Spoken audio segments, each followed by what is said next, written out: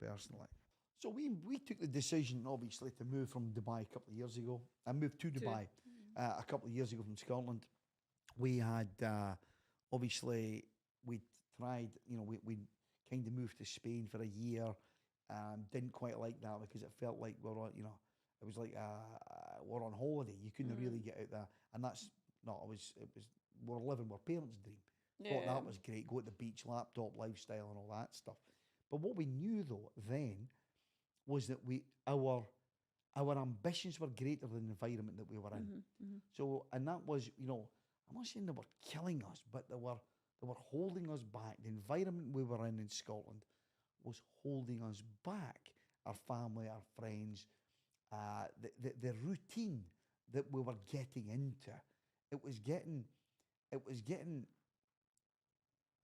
not saying easy, but we were getting lazy. I think that was it. Was getting. It wasn't challenging enough. It wasn't like, challenging. That's right. You know, it can be like a challenge. So I think, like, when we moved to Spain, we were a lot younger as well. Because I actually like going back to Spain now for the businesses. I really do that, and I really like the businesses that we've got on over there and what we're looking at. So I think it's changed for Spain for me because, like, you're right. When we moved there back in the day, it was a laptop lifestyle. I was bored, because the challenge wasn't there. So it comes back to the challenge again. Yeah. It was like, we were financially free and we were just kind of playing at it. But we like being in the line of the fire, and looking at deals and, buying businesses. So that lifestyle didn't suit us. So when you say like Scotland, it was easy for us, so we liked the challenge. But what the fundamental part of it was, our goals weren't big enough. No. When we set out, it was because your goals from the environment that we came in from, where we were in our life, was just to get to a certain level. Then it was, can you imagine if we just done a wee bit better and got to there? And there. And then you're going, well, our goals simply weren't big enough. We weren't challenging ourselves enough to really be the best that we could be for us and for our family, and to really make massive shift. So we knew, without knowing it, I think, moving to Spain was for a challenge. We hadn't lived abroad. We hadn't done any of that stuff. How do we manage our businesses from remote? And that was tough, at that time. And that didn't quite work out. I think it was maybe too early in the journey for that business to move away. Yeah, it was. But the reasons were, we needed to change the scenery. We needed to get out of the environment we were in, because we felt we were getting into a rut, and we weren't getting, I'm not saying stimulation, but you know what I mean. We weren't getting the challenges. We weren't challenging ourselves personally. So when you move, we moved now to Dubai a couple of years ago. We'd been coming here, obviously, 18 years on holiday. So we knew the place and the environment that's in here, which is so pro-business. It's so pro, there's the mix of cultures, the hustle, the bustle, the ambition of the place. It rubs off. Yep. It rubs off. So the ambition is what made us move here, and the mix of people that are based here. But of course, now we look at the world from Dubai. From different eyes. Through a different lens. We look at it, well, in the UK or Scotland, that was the centre of the universe.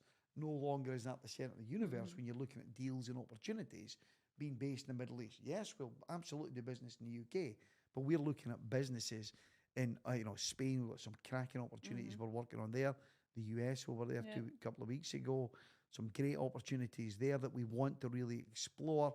We're based in the Middle East here. You've got the other way in terms of Asia and down into Australasia. All of that stuff, we're right in the middle of it all here. So we are now looking both sides. You can see the world. And that's only been by moving here and seeing the world and seeing life. Taking the blinkers off.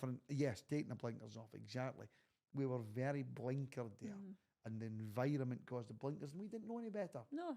You think you're doing fantastic, and it's not until, we are doing fantastic, but it's not until you come and it opens up your eyes and opens up your world to different opportunities. I think what took the blinkers off for us was when we decided to really, really raise our goals and go from just making it to going for really making a difference. We really want to make a difference now. So you go from, you're basically going on to legacy. And it's painful. It's painful that, because you've got basically you want to get you want to get financial freedom. Then you're looking at security, and wealth, the security and wealth. Then you're looking at legacy. So we're looking at the next stage for us is legacy. And legacy has to be massive. What is that? What contribution did we do? And that was far cry from back in the day where we just needed financial freedom. I just needed financial freedom of a few £1,000s a month, just so as we can, quit our jobs and be it. And that's the journey. And the next stage, and the next sort of 15, 20 years of business is going to be the biggest challenge that we've ever done.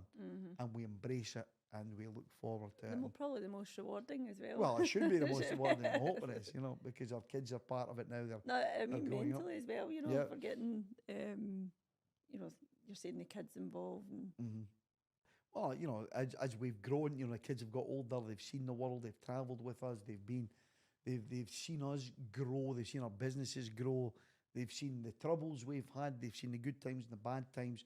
So our kids have been very much part of this journey for us, part of the last, Mitchell's 15 now, so the last 15 years travelling the world, seeing what we've done. We've had him at seminars. He knows what we do, the concept of it. So we're coming into the next generation now. So it's up to him. It's up to Blair when she leaves the school. It's up to our kids to whatever they very much want to do is up to them. But they are interested in the business side of it, and for us, we'd like nothing better than that. If they're good at it, they're not going to just get it. If they're not, but that's just not how this works. At the end of the day, they've to stand on their own 2 feet. Our job is to get them to the age, and to where it's up to them to decide what they would like to do. We're not forcing anything down their neck, but certainly we would like them to be part of this moving forward. And I think, as our businesses grow, there's certainly plenty of opportunity for them to become involved and be involved. And Mitchell's obviously made expressing that just now that he wants to get involved. He wants to be involved in it. So he's wanting to come along to different meetings. And I'm not sure if that's just to get out of school though, but you know what I mean, fly guy. But it's just funny you're saying that they've watched us grow and evolve for the last 15 years or 18, 20 years. It would be good. It'd be good. Well, 15 years because he's 15 and 12. But it would be good to interview them and see what their take is. What did your mum and dad do? Because I remember when they asked at school when Mitchell was 4, and they said you were a lollipop man and I was a policewoman. Yeah. So I don't know if that might end up that, you never know. But no, it would be good to hear their take on, they've travelled the world, the people they've met, the environments they've been in, and what their take on is. Well, the advantage that the kids have got, which is huge over us, is they have not had the conditioning that we had. They've learned what we've learned in our later years, if you like, or mid-years, at a very early age. And their conditioning, which would come majority from us, has been very much pro-business and different, certainly, to what you and I were taught, which was, And even the environments and the people that they've been around, the things that the kids have are learning and have learned in their years, 15 and 12 years, is phenomenal. We only learned that later in life, and as you say, they're not conditioned, so they're soaking it in like a sponge. They've not had to unlearn what they were taught. They're in great shape. I mean, it's up to them what they do with it. Our job was to give them the best possible upbringing to get them to this level, and they're great kids. They're great children, and but they've got to live their own life as we have lived ours, and they'll be successful in spite of us, not because of us. And that's, for me, if that's the case, whatever they choose to do, I'll be proud. That'll be one of the proudest things I'll ever have done, that they've done it in spite of us. But they are certainly being given, as far as I'm concerned, as good as we could have gave them in that respect.